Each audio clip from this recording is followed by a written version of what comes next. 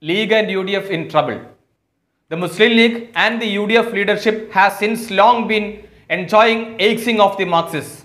The CPIM and the LDF have been morally cut into pieces by controversies like Gold, Life, PSC and the alike. But now the axe has boomeranged on the League and UDF in the form of a multi-crore cheating case by the Manjeshwaram MLA MC Kamaruddin. The League MLA is in deep trouble now, but he claims innocence and asserts that he will return all money. The issue was on account of a business failure and no intention to cheat. Of course, many businesses do fail and people suffer losses. But in this case, many who had invested many lakhs do not have any or proper documents in proof of their claim. And this is the catch that facilitates cheating by the MLA.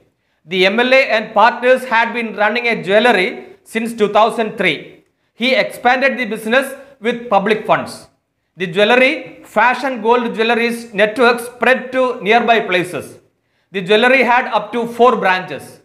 But the graph of the business house started falling since 2017. A rough estimate puts the fund the company mobilized from investors at 130 crore rupees. The company has been encashing the belief against earning an interest on deposit. Hence, the company has been paying dividends to its investors. But everything came to an abrupt end on a fine morning.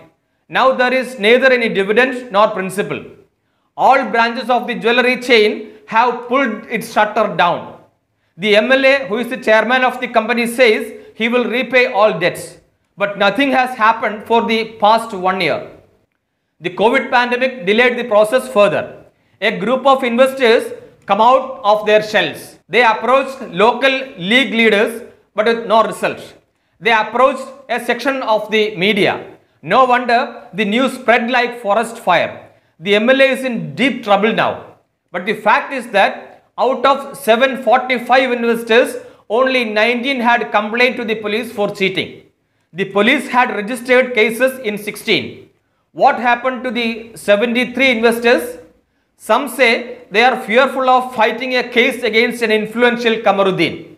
He also have a religious leader, Pukoya Thangal, as partner in all businesses. So people were attracted to investing in the company on 2 grounds. One, they trust on the MLA and Thangal. Second, being an investment fetching dividends and not interest as in the case of a bank. So far, so good for the dough. Against a requirement of a few crores, they amassed over 1000 crore rupees. Clearly, they had some other businesses including gold and real estate.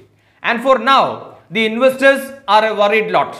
Many of them had no source or documented evidence in proof of their deposit in the company. They have only a simple contract agreement as acknowledgement of their investment. They are in a catch-22 situation.